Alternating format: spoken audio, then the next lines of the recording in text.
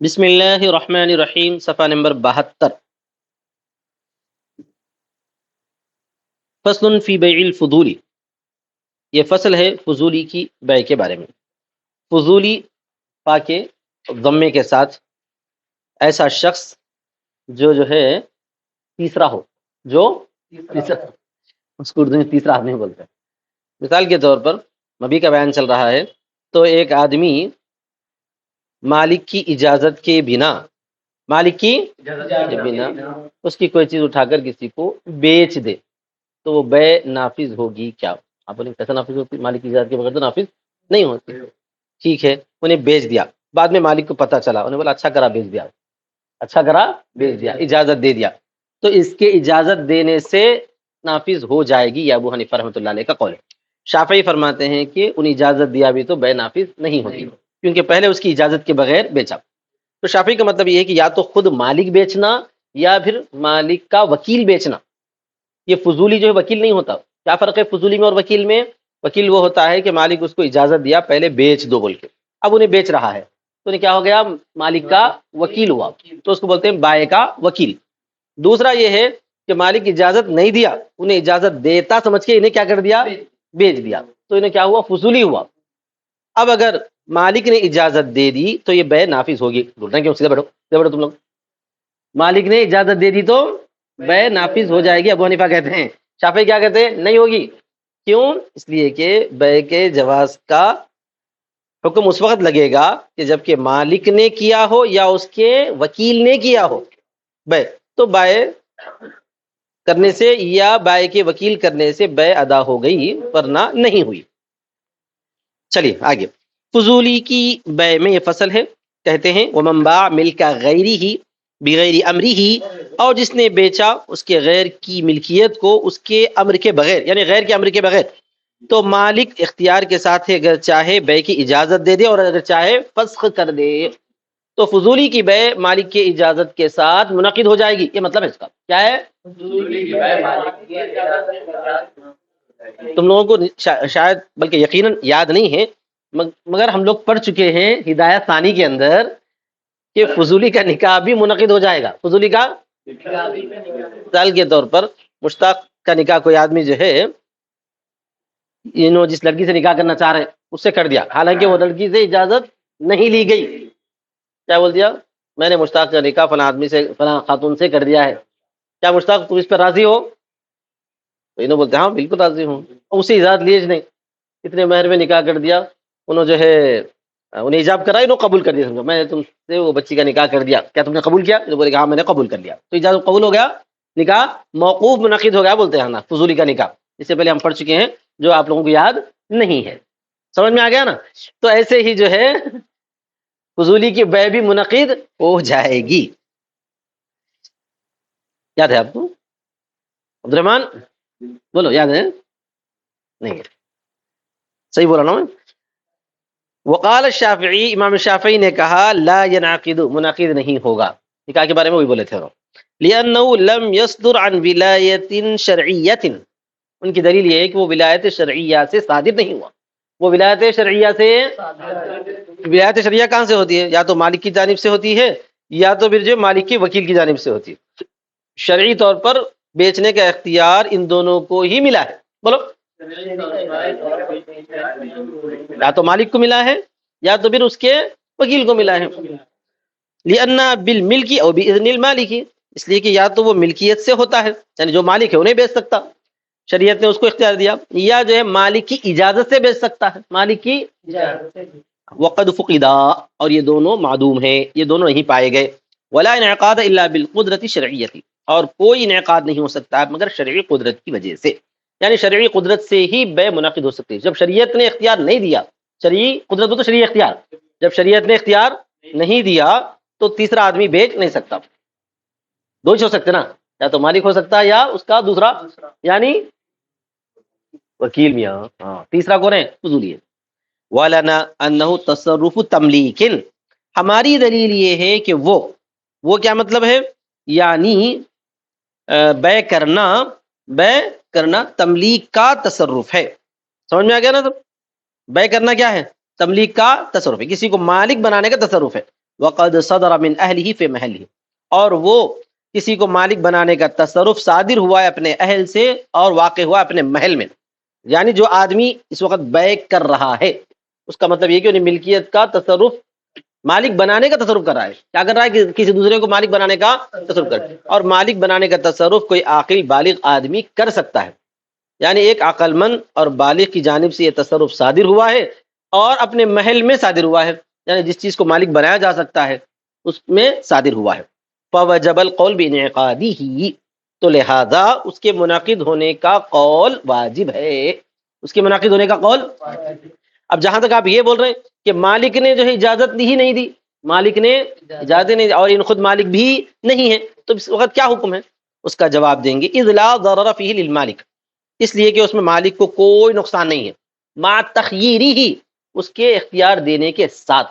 جب مالک کو یہ بات کی اطلاع ہوئی، اس بات کا پتہ چلا، تو مالک کو جو ہے اختیار دیا گیا نا، مالک کو اس بات کا اختیار دیا گیا کہ تم اس پر راضی ہو یا راضی نہ ہو، بول دو. سمجھ میں آ گیا؟ مثال کے طور پر مالک جو ہے دکان چھوڑ کے کہیں گیا، دکان چھوڑ کے کہیں گیا، بازو والے کو جو ہے میں آنے تک تم بیچو بھی نہیں بولا، بولو بیچو بھی نہیں بولا، یا میری دکان دیکھتے رہو بھی نہیں بولا، انہیں چلے گیا. اچانک اس کو جو ہے استنجا کا تقاضا لگ گیا تو چلے گا. اتنے میں کوئی خریدار آیا، آگے انہیں بولے یہ چیز کتنے کی ہے، ادھر دیکھا انہیں مالک نہیں ہے. تو اب اس کی دو شکلیں ہیں، یا تو یہ ہے کہ مالک آنے تک کا کیا کرنا ہے؟ انتظار کرنا ہے. بولے ٹھہرو بھائی مالک آتا. ارے بھائی تم کیا کرتا ہو؟ کسی اور دکان سے لے کے چلے آتا. تو بازو والا کیا کرا، اس کو معلوم ہے قیمت، کیا اس پہ قیمت لگی ہوئی ہے، کتنے کی ہے بھائی، کتنے کی ہے، میں نے لے لیا تو میں نے دے دیا، انہیں اٹھا کے بیچ دیا. ہم حالانکہ مالک اس کو اجازت دیا کیا؟ نہیں دیا، اور انہیں خود مالک ہے کیا اس چیز کا؟ نہیں ہے. لیکن اس کو اس بات کا اندازہ ہے کہ مالک کیا ہے؟ میرے بے پر راضی ہوگا. کیا اندازہ ہے؟ میرے بیچنے پر راضی ہوگا. تو یہاں پر وہی بتانا چاہتے ہیں کہ مالک کا اس میں کوئی ضرر بھی نہیں ہے، مالک کا اذ لا ضرر فیہ للمالک مع تخییرہ بل فیہ نفعہ، بلکہ اس میں اس کا فائدہ ہے، بلکہ اس میں اس میں اس کے بیع کو تام کرنے میں. سمجھ میں آ گیا؟ بیع مکمل ہو گئی بولنے میں اس کا فائدہ ہے، کیونکہ اس کو جو ہے گاہکوں کے طلب کرنے کی مشقت سے بچ گیا، اور جو ہے آرگومنٹ بات چیت وغیرہ کرنے کی مشقت سے بھی بچ گیا. انہیں نمٹ لیا وہ پوری مشقت کو بیچارہ فضولی. سمجھ میں آ گیا؟ بل فیہ نفعہ، بلکہ اس میں کس کا فائدہ ہے؟ مالک کا فائدہ ہے. حیث یکفا مؤونۃ طلب المشتری، یہاں تک کہ کافی ہو گیا وہ مشتری کی طلب کی مشقت کو، مشتری کے طلب کی مشقت سے انہیں کافی ہو گیا. کون؟ خریدار کو کون ڈھونڈنا پڑتا تھا؟ مالک ڈھونڈنا پڑتا. اب مالک نے ڈھونڈا، فضولی ڈھونڈ لیا. خریدار کو کون ڈھونڈ لیے؟ اس کو بولتے ہیں مشتری کی طلب کی مشقت کو کافی ہو گیا. وقرار الثمن وغیرہ، اور ثمن وغیرہ کے قرار سے بھی وہ کافی ہو گیا. قرار ثمن مطلب ثمن کے مقرر کرنے میں، ثمن کے بیوپاری بیچنے کے واسطے جو ہے قیمتیں آگے پیچھے ہو سکتی نا، انہیں بولتا نہیں بھائی یہ چیز اتنے کی نہیں ہے، تو فضولی کیا بول رہا، ارے بھائی اتنے کی ہے، لینا ہے تو لو نہیں تو چلتے بنو، وہ وغیرہ بات چیت وغیرہ کون کرے؟ اب فضولی کر لیا. حالانکہ انہیں جو بیچو بول کے بولا بھی نہیں، مگر انہیں کیا کرا، بعض والے کا فائدہ کر دیں گے، بلکہ یہ سب کام کرتے جا رہا. تو اس میں جو ہے ثمن کا قرار وغیرہ بھی جو ہے کے لیے بھی وہ کافی ہو گیا. کون کافی ہو گیا؟ فضولی کافی ہو گیا. وفی نفع العاقد، اس میں عاقد کا بھی فائدہ ہے. عاقد کا مطلب وہ فضولی کا. اب اس کا کیا فائدہ ہے؟ اس کا فائدہ یہ ہے کہ اس کی جو بات چیت ہے، اس کا جو بول ہے یا اس کا جو ہے معاملہ ہے، اس معاملے کو صحیح کرنا ہے. اس معاملے کو کیا کرنا ہے؟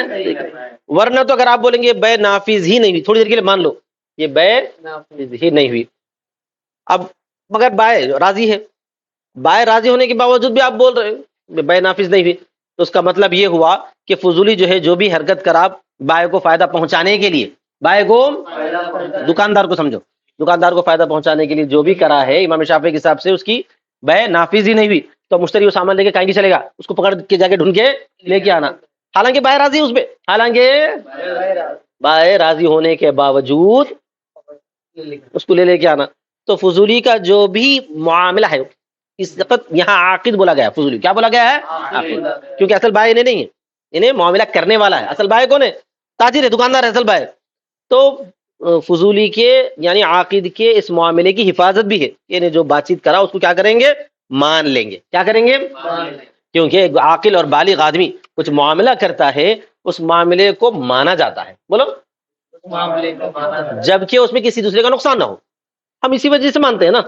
اب مان لو تھوڑی دیر کے لیے تاجر آیا، دکاندار آیا، آ کے بولا کتنے بیچے اتنے بیچے، نہیں نہیں اتنے میں تو میں راضی نہیں ہوں، بولے تو پھر جو اس کی رضامندی کے بغیر رہے تو یہ بے نافذ نہیں ہوتی، یہ بے نافذ نہیں ہوتی، آپ بھی جو بنتے ہیں اس وقت جا کے ڈھونڈ کے پکڑ کے لائیں گے، ارے ادھر ہی گیا بھائی، ابھی گیا، جا کے میں پکڑ کے لاتا ہوں، جا کے اس کو کیا کرتا پکڑ کے لاتا، بھائی میں ایسا دکاندار نہیں ہوں، دکاندار انہوں ہے، وہ غلطی میں کیا کرا تھا، بیچ دیا تھا، انہوں راضی نہیں ہے، آپ واپس دے دو پلیز، آپ کے پیسے آپ لے لو، بول سکتا، اور نہیں بھی بولتا ارے کیوں بیچے بھائی، زیادہ زیادہ یہی کرتا کہ تھوڑی سی بحث ہوتی اس سے، مگر انہیں کیا بولتا ہے پھر، ٹھیک ہے جب آپ دکاندار نہیں ہے تو پھر آپ نہیں بیچنا تھا، ٹھیک ہے میرے پیسے میرے کو دے دو بولیں گا، انہیں پیسے لے لیں گا۔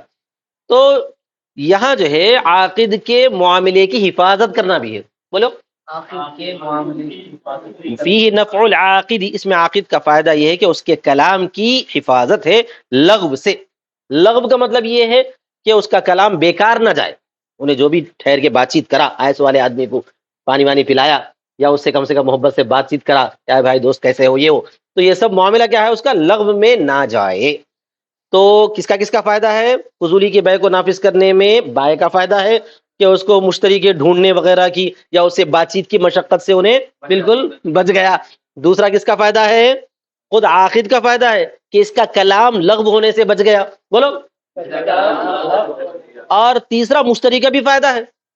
اب بولی مشتری کا فائدہ کیسا ہے؟ مشتری کا فائدہ یہ ہے کہ اس کو ٹائم پہ چیز مل گئی، اگر انہیں انتظار کرتا رہتا تو جب تک جو ہے اس کو جو ہے مثال کے طور پر اس کو جو ہے ریلوے اسٹیشن میں ٹھہرا ہوا ہے، انہیں ٹرین چھوٹ جاتی، ریلوے اسٹیشن میں ٹرین چھوٹ جائیں گی، اگر آپ بولیں گے نہیں اس کی بے نافذ نہیں ہو تو اب اس کو سب کا نقصان، پھر وہ دوسری ٹرین پکڑ کے جانا، اس کے پاس سے چیز واپس لے کے آنا، بہت سارے مشقتیں ہوتی نہیں ہوتی۔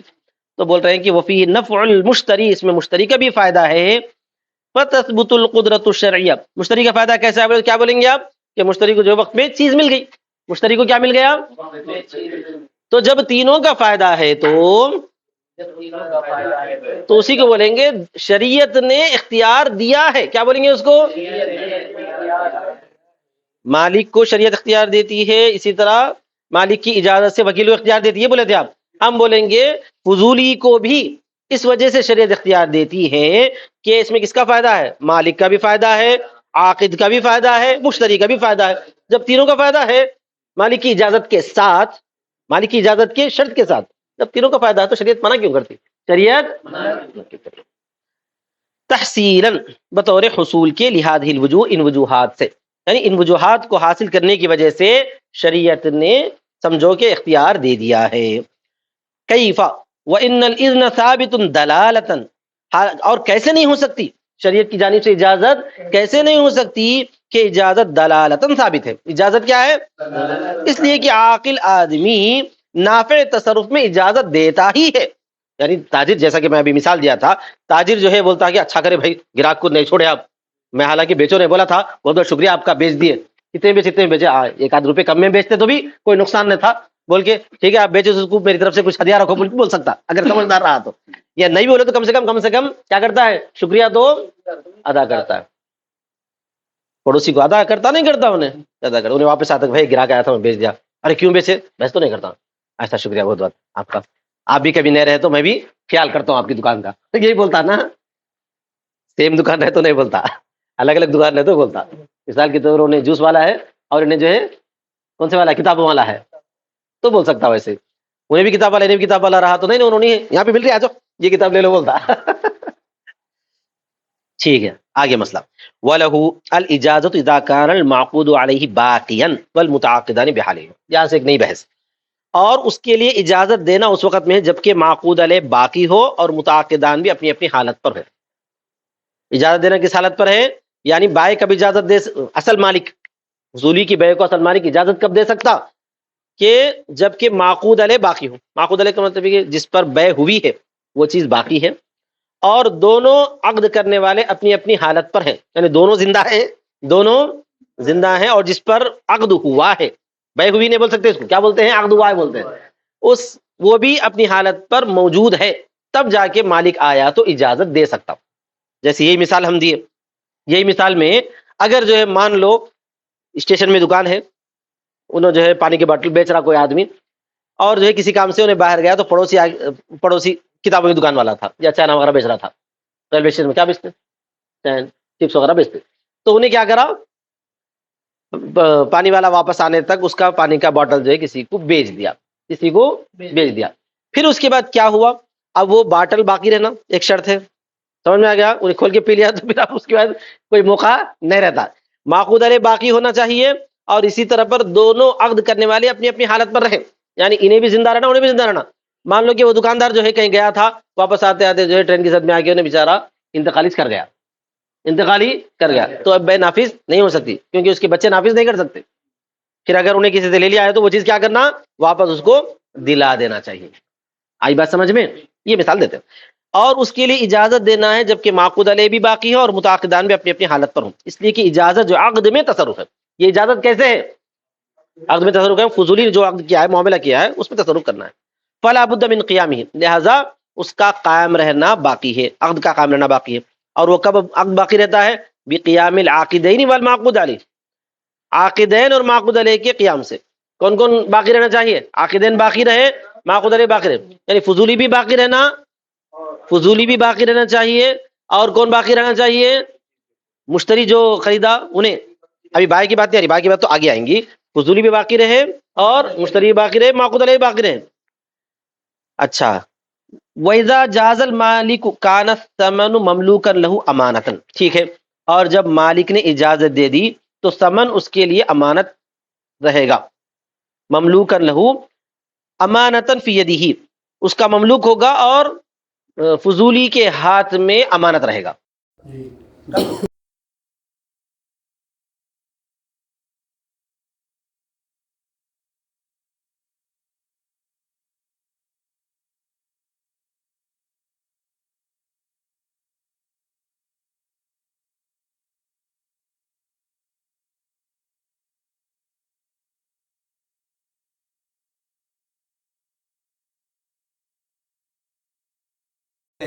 تو مملوک کی ملکیت چلی گئی، بولے مالک کی ملکیت چلی گئی، ایسا ہوتا ہے۔ فی یدہ بمنزلۃ الوکیل، یہ ایسا ہی ہے جیسے وکیل کے درجے میں، وکیل کے درجے میں کا مطلب یہ کہ اگر انہیں وکیل ہوتا، فضولی کے بجائے انہیں وکیل ہوتا، اور انہیں جو اسی مثال میں اگر یہ بولیں گے کہ بعض والا بولا بھائی میں جا رہا ہوں، اگر کوئی گرا گیا تو کیا کرو آپ بیچ دو، تو کیا بن گیا انہیں وکیل بن گیا، تو وکیل بن گیا تو جو ہے اس کی طرف سے پوری اجازت، امام شافعی بھی یہاں پہ اجازت مانتے ہیں، تو انہیں بیچ دیا، ثمن مل گیا، تو کس کی ملکیت کس کی رہتی، وہ مالک کی ملکیت رہتی ہے، اور وکیل کے ہاتھ میں کیا رہتا، وہ امانت ہے۔ یہاں پہ ویسی چیز لأن الاجازت اللاحقہ بمنزلۃ الوکالۃ السابقہ، اس لیے کہ اب ملنے والی اجازت سابق وکالت کے درجے میں۔ احناف جو ہے یہ فضولی کے عمل کو بھی وکیل کا عمل مانتے ہیں، کب مالک کی اجازت مل گئی، مالک کی اجازت اب دی، لیکن اس کو کب ملحق کرتے ہیں، سابقہ اجازت ملحق کر دیتے ہیں کہ پہلے ہی وکیل نے اجازت دی تھی، سمجھتے ہیں۔ وَلِلْفُضُولِ أَن يَفْسَخَ قَبْلَ الْإِجَازَةِ دَفْعًا لِلْحُقُوقِ عَنْ نَفْسِهِ، ہاں البتہ یہ بات ہے کہ فضولی کے لیے اور فضولی کے لیے ہے کہ انہیں فسخ کرے اجازت سے پہلے پہلے، ہاں فضولی کو اس بات کا حق ہے، مالک آیا نہیں، اجازت دیا نہیں، فضولی کا اچانک یاد آ جائے میں کیوں بیچوں بھائی، رکھو بھائی تمہارے پیسے کیا کرو، رکھ لو، تم رکھ لو، وہ جو کہا ہے میں غلط کرا، بٹن میرا نہیں ہے، واپس کیا کرنا چاہے، رکھنا چاہے تو رکھ دے سکتا، سمجھ میں آئے گا، مالک اجازت دینے سے پہلے، انہیں اجازت دے دینے کے بعد آپ بول رہا نہیں نہیں میں بیچ دیتا ہوں، انہیں اجازت دیتی انہیں بیچ میں سے نکل گیا، بیچ میں سے نکل گیا، انہیں بائے ہو گئے انہیں مشتری ایسے۔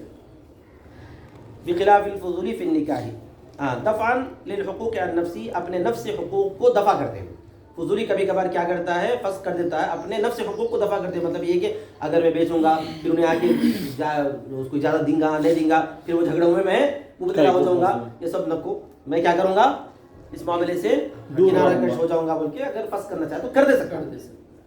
اب وہ فسخ کرنے واسطے انہیں مشتری بھی راضی ہونا پڑتا نا، اس کو سمجھانا پڑتا ہے کہ بھائی یہ میری چیز نہیں ہے، میں بھیج دیا، لیکن جو ہے وہ اجازت دیتے نہیں دیتے پتہ نہیں ہے، لہٰذا آپ کیا کرو مہربانی کر کے آپ کے پیسے آپ رکھ لو، اس طرح اگر کر دیا تو فسخ کر سکتا ہے، بولو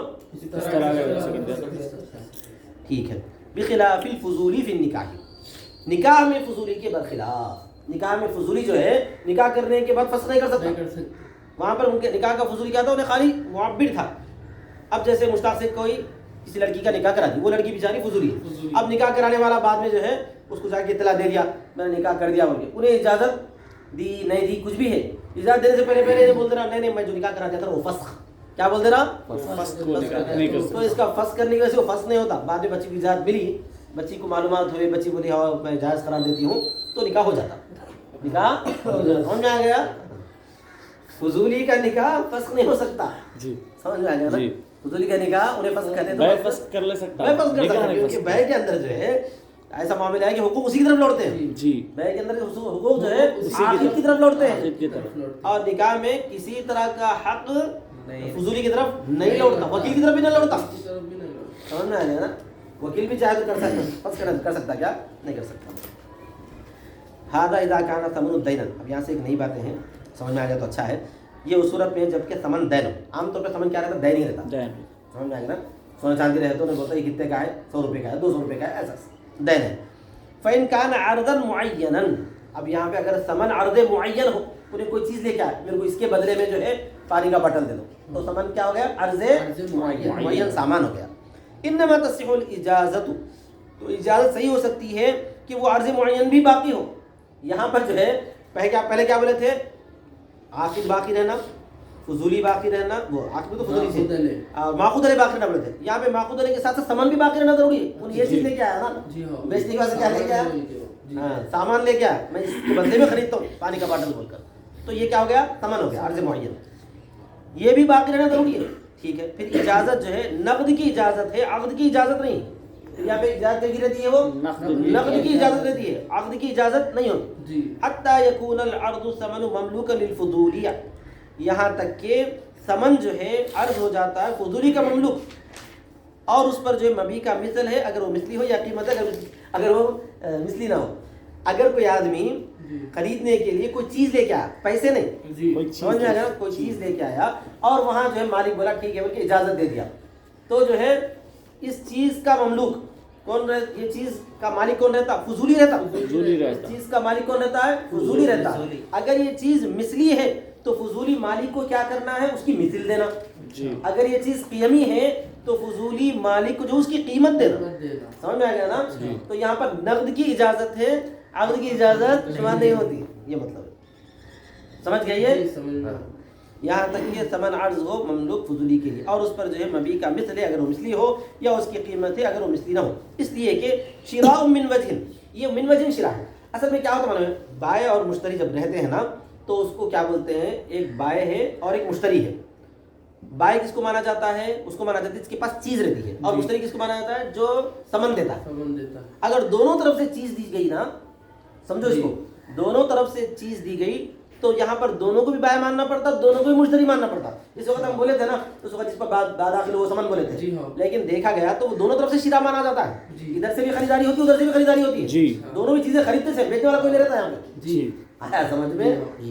کوئی آدمی اس کے بدلے میں جو ہے گھڑی بیچ رہا ہے, چشمے کے بدلے میں گھڑی بیچ رہا ہے, تو یہ نہیں بول سکتے کہ انہیں اس کے بدلے میں یہ بیچ رہا ہے, بلکہ یہ بولتے ہیں کہ چشمے والا گھڑی کے بدلے میں چشمے والا چشمے کے بدلے میں گھڑی خرید رہا ہے, اور گھڑی والا گھڑی کے بدلے میں چشمہ خرید رہا ہے. دونوں بھی کیا ہے, خریدار مانے جاتے ہیں. خریدار مانے. سمجھ میں آیا نا. اس کو بولتے ہیں بیع مقایضہ, بیع مقایضہ, چیز کے بدلے میں چیز کو بیچنا.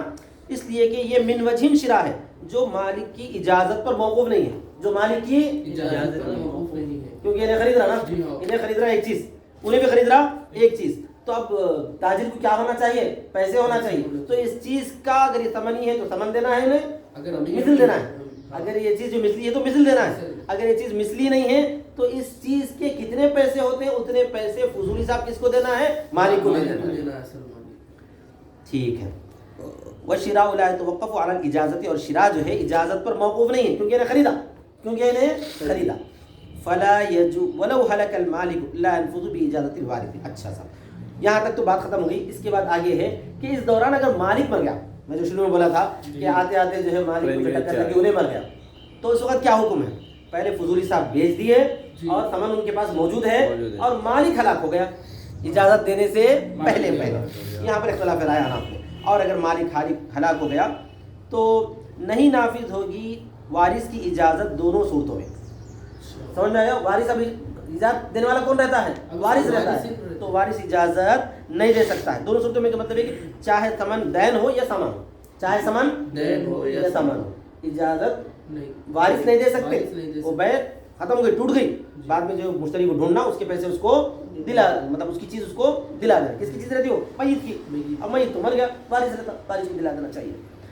लिअन्नहु तवक्कफ अन इजाजत मूरिस लिनफ्सिही, इसलिए कि वो मौकूफ रहता है मूरिस की इजाज़त पर अपने नफ्स के लिए, लिहाजा जायज़ नहीं होता है वो उसके गैर की इजाज़त देने से, उसके गैर की इजाज़त देने से। तो कोई इख्तिलाफ नहीं है, मूरिस इजाज़त पर मौकूफ था, मूरिस तो चला गया दुनिया से, वारिस की इजाज़त पर जो है वो मौकूफ नहीं है, क्योंकि मरने वाला जायज़ करार दिया था या नहीं दिया था वो उसके मामला था, बाद वालों को उसका इख्तियार नहीं रहता है।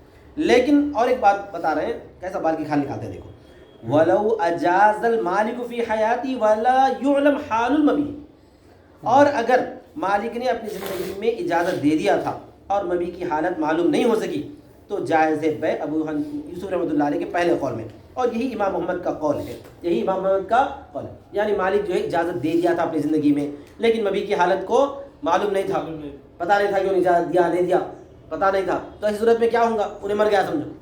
तो अब यूसुफ का पहला कौल और इमाम मोहम्मद का कौल ये है कि मबी को क्या माना जाएगा, वो बैर को मान लिया जाएगा, बैर को मान लिया जाएगा, ये समझा जाएगा कि मबी बाकी थी।